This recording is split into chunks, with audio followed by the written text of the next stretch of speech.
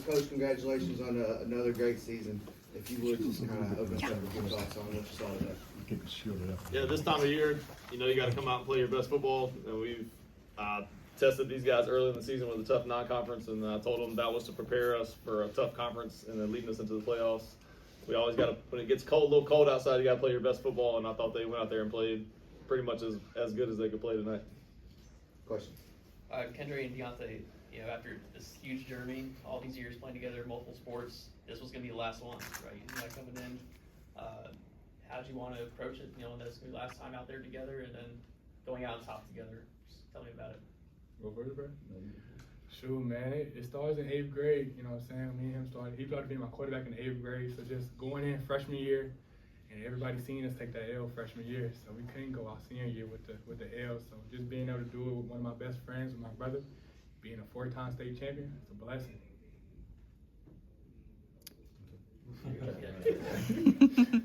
Definitely, it's a blessing just to be able to go out on the field with him every single game. And with this being our last one, we definitely wanted to make it memorable. But I can't even talk right now.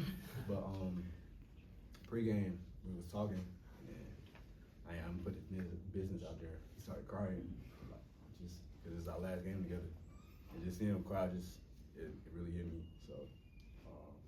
I let it do. It's my brother for him. And just glad we can go out on top. How much have either of you thought about your legacy, how you want to be remembered in Reidsville?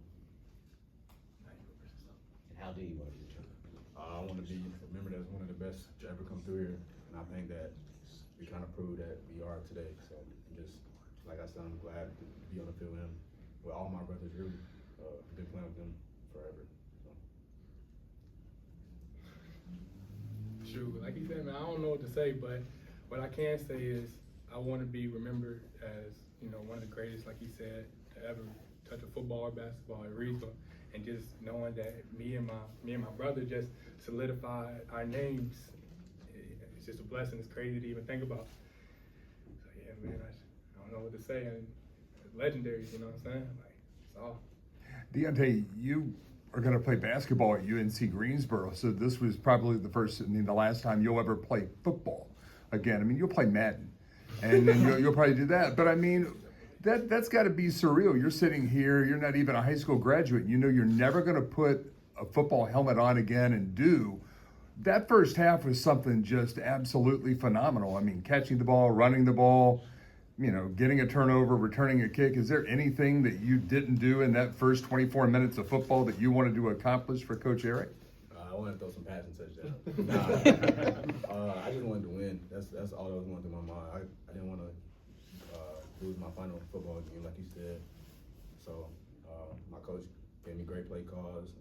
My quarterback, Tyson Broadway, got me the ball when I needed it. And I just made plays after that. So I'm a playmaker. They always teach, they always preach, go make plays with the ball in your hands. Special players make special plays in big time moments. So I just went out there and tried to do what I could do. Dionte, last week you talked about how you sent a text to Erik after losing the state championship, after the upset last year, talking about you wanted to know how you guys could improve, and you were thinking about that before the regional final. What were you thinking about heading into this game? This is what we worked for after that loss. Like you said, I texted him right after that. What could we do to get better? He said he's gonna do everything that he can to put us back in the position that we need to be, and you see he did that. And we just wanted to show everybody that last year that wasn't us. And I think we did that today. I think that was probably the most complete football game we played this year, and came at the perfect time. Coach, and or any of you 3 or 4 can answer this. But it's kind of a rough start to the season, 1 and 2. What exactly clicked that you guys turned it around, including, beating a very good Brevard team just a little while ago? Yeah, these guys were in my Math 3 class back in the spring when I was making the schedule, and I told them I was putting some tough guys on the schedule, and then I said we could be 4-0. We could be anywhere from 0-4 to 4-0, depending on how we go out there and play and perform. We ended up 2-2 after those 4 tough non-conference games.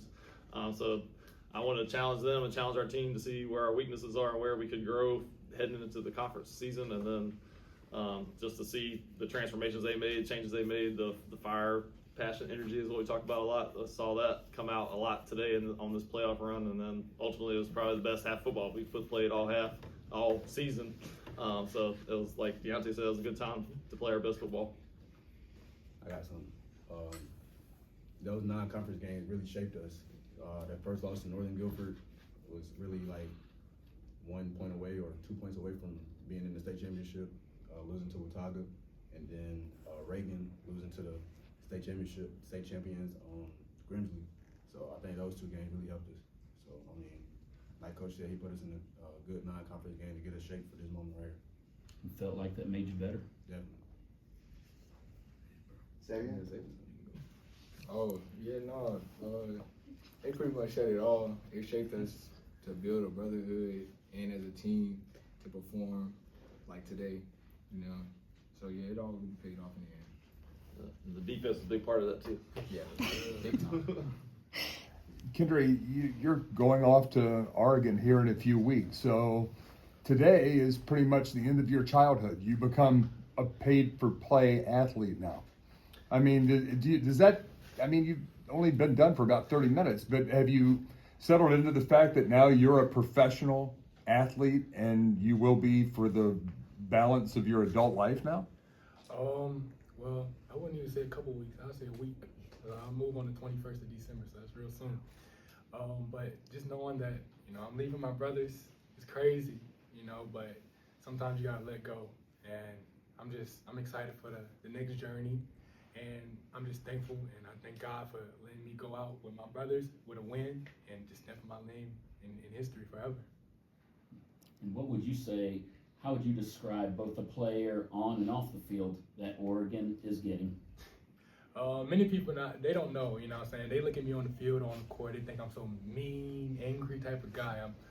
They're getting off the court or off the field, they're getting a funny guy, you know what I'm saying? A funny, play around type of guy, but on the field, I'm definitely the best athlete on the field, you know what I'm saying? I'm sure everybody, I got all the stars on the offer that I had in high school because all that's out the window, and I just want to become the best tight end ever. Coach, what does it say about these 2 guys? The fact that they stayed